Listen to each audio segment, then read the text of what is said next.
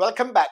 अब हम इसमें लेंगे वो एग्जाम्पल्स ताकि हमें समझ में आए उनकी ये रैपिड स्पीच या उनका बोलने का तरीका। देखिए, हम प्रोनाउंस से शुरू कर रहे हैं क्योंकि एक्चुअली क्या है, प्रोनाउंस जो है वो सब्जेक्ट और ऑब्जेक्ट दोनों का काम करते हैं। तो शुरुआत किसी सेंटेंस में क्या होता है, मेनली सब्जेक्ट वर्ब ऑब्जेक्ट होता है। तो हम पहले सब्जेक्ट ले रहे हैं प्रोनाउंस। प्रोनाउंस में देखिए, ये है पहला यू। अब यू में देखिए ये बड़ा ऊ है और फिर ये शॉर्टनिंग होते होते छोटा यू, छोटे से भी छोटा यू और फिर ये।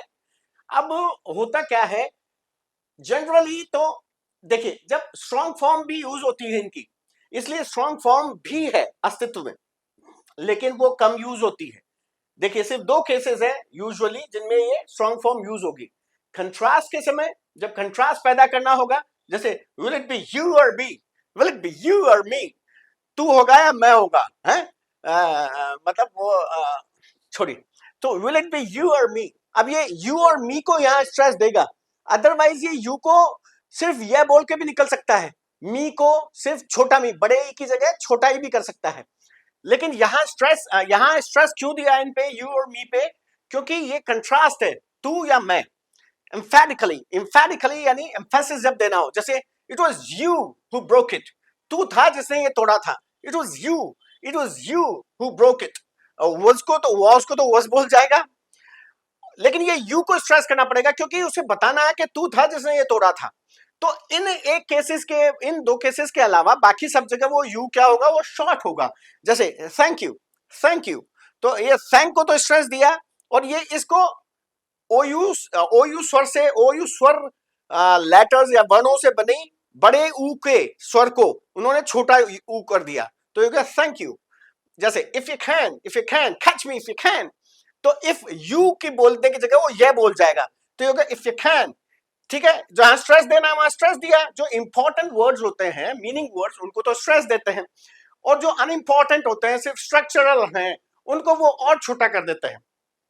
वहां हमें समस्या हो जाती है। रिडक्शन के समय हमारी समस्या रिडक्शन है, वावल रिडक्शन। स्ट्रेस हम समझ लेते हैं, लेकिन वावल रिडक्शन, जब स्वरों को छोटा कर दिया जाता है, उनकी प्रकृति बदल दी जाती है या उन्हें गायब भी कर दिया जाता है, जैसे सेंटेंस स्ट्रेस के लेवल पे हो रहा है, वहां हमें समस्या होती है समझने में। अच्छा देखिए, if you can, you can, if you can. अच्छा, और इससे भी बड़ी समस्या क्या होता है, जब वो कनेक्टेड स्पीच, ये क्या है, सेंटेंस लेवल पे क्या हो रहा है, कनेक्टेड वे में स्पीच कर रहे हैं हम, तो यहाँ वर्ड्स भी आपस में जुड़ेंगे। स्वर जब जहां आपको नंगा नजर आएगा, बिना व्यंजन के नजर आएगा, वहां वो मिक्स करेगा दूसरे व्यंजन से। अगर दूसरी तरफ व्यंजन है, दूसरे वर्ड में व्यंजन से एंड हो रहा है, यहाँ स्वर से शुरू हो रहा है, तो मिक्सिंग हो जाएगी। या मान लीजिए इधर पहले वाला वर्ड स्वर से एंड हो रहा है और व्यंजन से दूसरा वर्ड शुरू हो रहा है, तो मिक्सिंग हो जाएगी। एक तो ये कनेक्टेड स्पीच के समस्या आती है, और दूसरा वो जो स्ट्रक्चरल वर्ड्स हैं उनको रैपिडली फटाफट बोलते हैं, वो एक समस्या है। अच्छा देखिए, हाँ मैं कह रहा था कि जॉइनिंग, जैसे ये क्या होता है कनेक्टेड स्पीच में, ये क्या करते हैं, जैसे ये डिड यू है, डिड यू, क्या तू चलेगा, या जो ये क्वेश्चन पूछा डिड यू, तो इसको डी और ये को वो जोड़ के जय भी बना देता है। डी और ये को जोड़ के जय बना देगा, और डी यानी ड और ट को जोड़ के वो बना देगा च। ये उनका वे ऑफ स्पीकिंग है ना, और यहां हमें समस्या पैदा होती है। ये एक्चुअली ये थोड़ा और एडवांस लेवल की बात है, तो इसे हम बाद में लेंगे, लेकिन अभी मैं एग्जांपल दे रहा हूं ताकि आपको समझ में आए कि ये है क्या। तो वो डिड यू को बोलेगा did you, did you, did you, did you like that, did you like that, क्या तुझे वो पसंद आएगा, तो वो डिड यू को कर दिया डिड यू।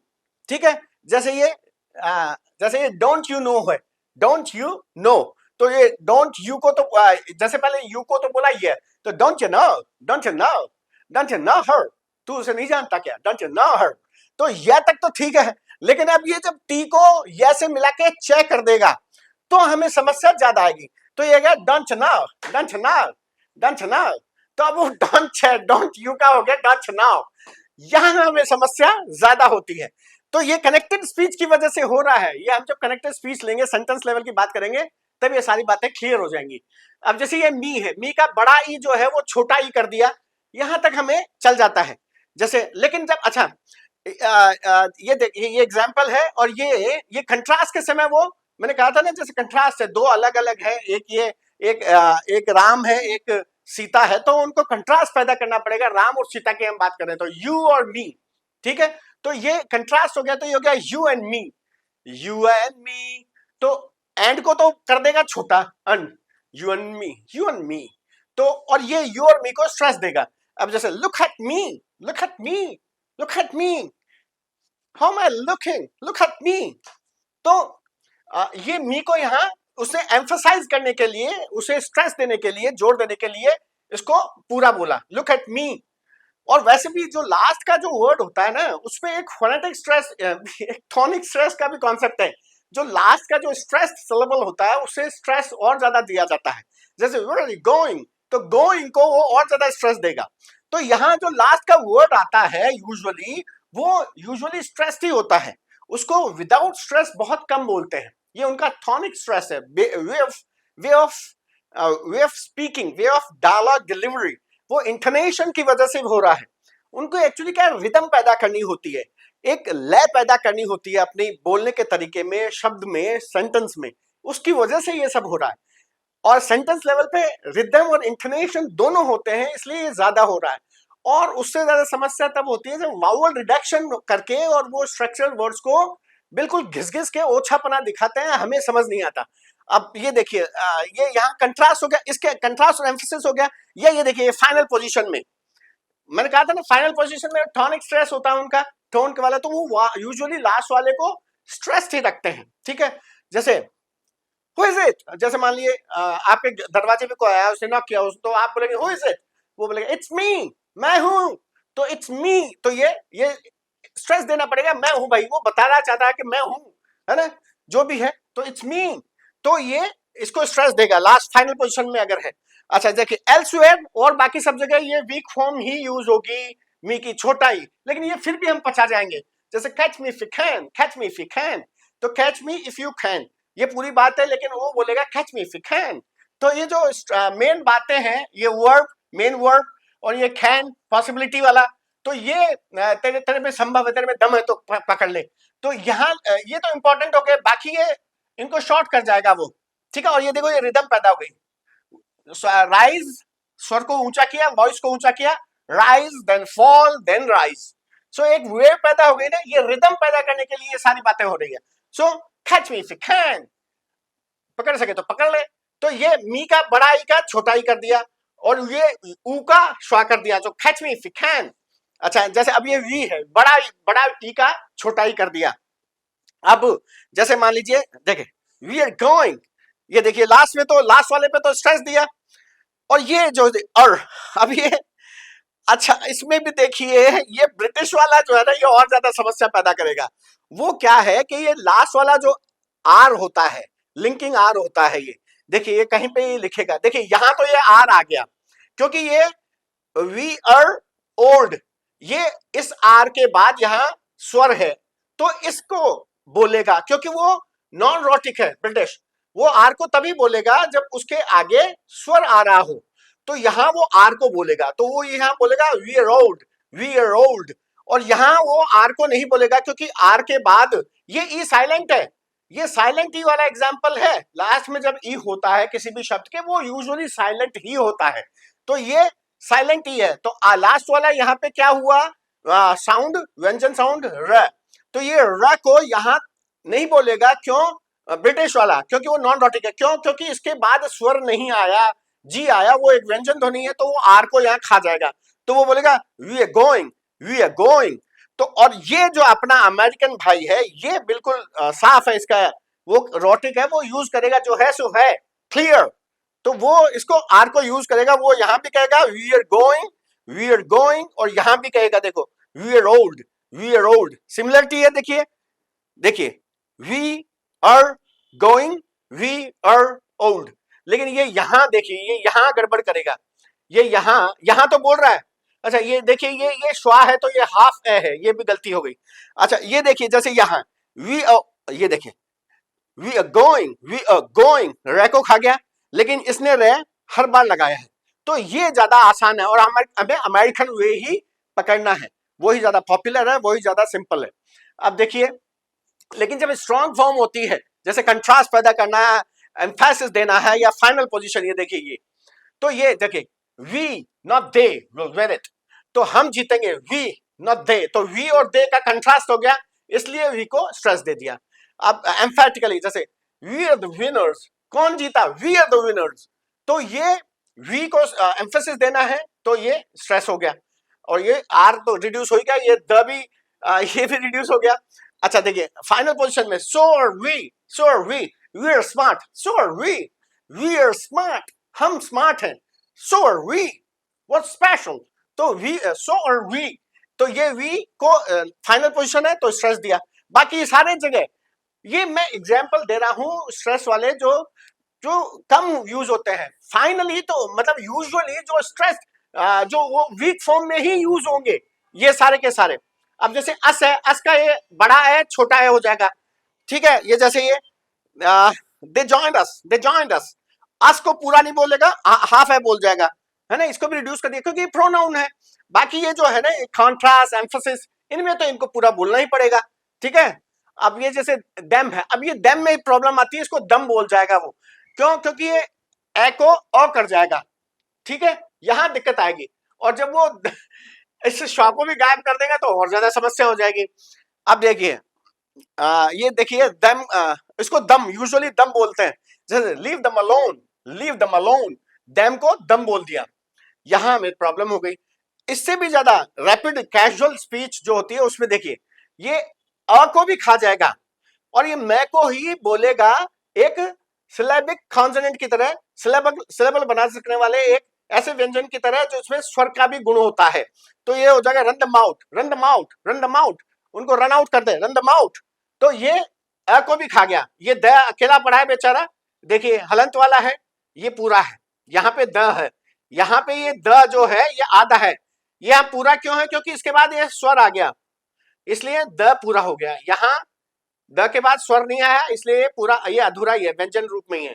ये यहाँ पे सिलेबल बनाने के लिए मैं जो है ये एक सिलेबिक कॉन्सोनेंट की तरह काम करेगा, सिलेबल बनाएगा, इस ये स्वर की तरह काम करेगा। म दुम दुम, मैंने कहा था ना नेजल्स म न ग और आ रे और ल, ये सिलेबिक कॉन्सोनेंट है, ये सिलेबल बनाने के लिए स्वर का भी इनमें चूंकि गुण होता है तो उनके उस गुण को काम लेते हुए उसके स्वर की तरह उसे काम लेके और उसमें हम उसकी सहायता से सिलेबल बना लेते हैं, क्योंकि सिलेबल में बिना स्वर के काम नहीं चलता। पर ये चूंकि स्वर के गुण वाले भी होते हैं इसलिए उनको इस तरह काम ले लेते हैं। अब देखिए ही का मैंने एग्जांपल दिया ही था, जब ये एच को भी खा जाएगा, एक ये बड़ा ई जो है छोटा ई बन जाएगा, जैसे जैसे does he live here, does he live here, does he live here, does he live here, क्या वो यहाँ रहता है, तो यहाँ ही छोटा ही, बड़े ही को छोटा ही कर दिया तब तक तो चल जाएगा, लेकिन वो जब ही को ई कर देगा तब समस्या हो जाएगी। तो अगर मान लो मैं इसको ही को ई ही कर दूं तो does live here, does live here, तो डज ही को ई कर दिया सिर्फ, डज लिव हियर, वहां समस्या हो जाती है। ये देखिए what does he want, what does he want, और ये देखिए ये ओ कभी यूज नहीं करता अमेरिकन, ओ को वो आ कर देता है, ये देखिए ओ को वो आ कर देता है। तो ये मतलब ये जो है ना शॉर्टनिंग सेंस है उनका, लेकिन इस शॉर्टनिंग सेंस की वजह से हमें ये हमारे लिए नॉनसेंस है, हमें समझ में दिक्कत हो जाती है क्योंकि हमारे तरीके से ये अलग है बोलने का तरीका। हिम को वो इम कर जाएगा, जैसे ये हिट हिम मैंने बताया ना, लेकिन होल्ड हिम में वो एच समझ में ही नहीं आएगा, तो होल्ड हिम या टेक हिम अलोंग, है ना, इसको भी पकड़ो, hold him along, hold him along, उसको भी पकड़ लो, टेक हिम अलोंग, उसे ले जाओ, तो ये देखिए ये इम हो गया। अच्छा ये जैसे हिज है, हिज को भी वो इज कर जाएगा, जैसे उसने कहा hit him, where do I hit him, तो on his back, on his back, तो ऑन हिज बैक को वो कर जाएगा on his back, on his back, देखिए एच को खा गया, ऑन हिज बैक, ठीक है ना, उसके पीठ पे मार सालेंगे। अच्छा ये शी है, शीक में अब ये बड़ा ई को छोटा ई कर पाया यहाँ पे ये। अच्छा ये और ध्यान रखिएगा कि अगर ये शुरू में है ना एच वाले, तब इनका एच वो नहीं खा सकेगा, है ना, हिज गर्लफ्रेंड, हिज गर्लफ्रेंड, वो एच को तब नहीं खा सकेगा जब वो शुरुआत करता है सेंटेंस की, ना हिम के एच को खा सकेगा, ना हिज के खा सकेगा, ना ही के खा सकेगा। जब वो बाद में आता है, सेंटेंस के बाद में, सेंटेंस में शुरुआत में नहीं आता, तब वो एच को खा सकता, तब वो एच को खा सकता है, अदरवाइज शुरू में अगर एच आता है सेंटेंस के शुरू में तो उसे नहीं खा पाएगा। अब जैसे शी का बड़ा का छोटा ही कर दिया, जैसे of she went, of she went, वो चली गई, ठीक है, तो ये बड़ा ई का छोटा ही कर दिया, ठीक है, यहां तक चल जाता है। और ये कंट्रास्ट और एम्फेसिस ये इनमें तो आपको बोलना ही पड़ेगा पूरा, ठीक है। अब ये जैसे हर है, हर, इसमें ये आर कंट्रोल सिलेबल है, ई जो है अ बनेगा, अ बड़ा वाला कंप्लीट अ, तो ये हो गया हर। ये अमेरिकन है, आर को बोलेगा, ये लिंकिंग रखेगा, अगर आर के बाद स्वर आएगा तो बोलेगा, नहीं तो नहीं बोलेगा। तो ये वीक फॉर्म हो गई इनकी। बड़े ए को हाफ ए कर दिया, कंप्लीट ए को। और ये देखिए ये यहाँ पे एच खाई गया, क्योंकि एच से शुरू हो रहा है ना। तो ये देखिए अब इसमें एग्जाम्पल देखते हैं। जैसे her train was late, her train, her यहाँ पे छोटा कर दिया बड़े ए को, हर को बोला हर, हर को बोला हर ट्रेन वॉज लेट, उसका ट्रेन जो है वो लेट था, वो उसको वॉज कर दिया। तो ये रिदम हो रहा है, देखो ये यहां से पहले राइज कर रहा है, राइज, ट्रेन, फिर ये फॉल, फिर ये सेकेंडरी स्ट्रेस आ गया लेट। तो ये ट्रेन ये नाउन है, इसको वेटेज दे दिया, प्रोमिनेंस दे दी, लेट को उसने प्रोमिनेंस दे दी, और ये जो अनइम्पोर्टेंट थे स्ट्रक्चरल वर्ड्स थे इनको उन्होंने रिड्यूस कर दिया और छोटा तुरंत बोल दिया। तो ये हो गया her train was late, her train was late। तो ये सब रिदमिक हो रहा है, इंटोनेशन हो रहा है, उसके लिए हो रहा है ये सब। अच्छा ये अब ये देखिए, देखिए let go, let her through, उसे जाने दो, है ना, पास कर दिया। जैसे मान लीजिए एयरपोर्ट पे गए और उसने उसको पास कर, लेट her थ्रू, जाने दो इसे। अब यहां देखिए और जो ज्यादा दिक्कत हो जाती है, ये अमेरिकन है ना, ये टी को एक डी की तरह बोलेगा, सॉफ्ट डी की तरह। क्यों? क्योंकि देखिए मैंने कहा था ना कनेक्टेड स्पीच, कनेक्टेड स्पीच में अब क्या हो रहा है कि ये टी जो है, ये टी के बाद ये एच उसने गायब कर दिया, तो ये ए आ गया, हाफ ए, स्वर। तो अब ये देखिए पहले भी स्वर है बाद में भी स्वर है, तो ये टी को ये फ्लैप्ड टी कर देगा। तो लैडर, लैडर गो। अब वो लैडर जो है वो हमें लेटर की तरह भी समझ में आ सकती है, सीढ़ी की तरह भी समझ में आ सकती है, लैडर गो, वहां दिक्कत हो जाती है। अच्छा कनेक्टेड स्पीच की बात है, इसीलिए मैंने ये आपको समझाया, क्योंकि कनेक्टेड स्पीच को समझना ज्यादा जरूरी है, हमें उनकी डायलॉग डिलीवरी, उनके सेंटेंसेस, उनके बोलने के तरीके को ही तो समझना अल्टीमेटली, तो इसलिए मैंने लिया है। अच्छा अब और ये जो है ये देखिए ये अब ये आर, वही बात आ गई, ये आर को नहीं बोलेगा, क्योंकि ये आर के बाद ये व्यंजन आया, तो आर को यहां नहीं बोलेगा, तो वो इसे बोलेगा ह ह, her train was late, her train was late। तो ये है को नहीं बोला इसने, ठीक है, लेकिन ये अमेरिकन बोलेगा her train was late। और ये जो मैंने कहा था ना कि कहा वो लेटर जैसा लग रहा था, हाँ ये देखिए ये ब्रिटिश है। अब ये ब्रिटिश क्या बोलेगा इसको, लेटर, लेटर, ये यहाँ ये ब्रिटिश है, ये ब्रिटिश है, तो लेटर, लेटर थ्रू। अब वो लेटर, लेटर को भी वो लेटर को भी लेटर ही बोलेगा, लेटर, लेटर थ्रू, लेटर को जाने दो। तो अब वो लेटर थ्रू ये कनेक्टेड स्पीच में और ज्यादा समस्या पैदा करेगा। तो इसलिए हमें ये जानना जरूरी है उनका ये रिडक्शन, नहीं तो हम समझ नहीं पाएंगे कि वो कह क्या रहे हैं। और यही होता है जब हम इंग्लिश मूवी देख रहे हो या उनकी भाषा को समझने की कोशिश कर रहे हो जो वो बोलते हैं, तब ये समस्या, बहुत बड़ी समस्या हमारे लिए पैदा हो जाती है, क्योंकि हमारा बोलने का तरीका अलग है, उनका बोलने का तरीका अलग है। तो इसलिए जरूरी है, इसीलिए मैं ये वाला टॉपिक पहले ले रहा हूं। उसके बाद फिर हम प्रोनाउंसिएशन का एक ओवरव्यू ले चुके होंगे, एक संक्षिप्त विवरण ले चुके होंगे। फिर उसके बाद हम प्रोनाउंसिएशन को तो फुली डील करेंगे, फुल फ्लेजेडली, जो हमारे जितने भी नोट्स हैं वो सारा क्लियर करेंगे।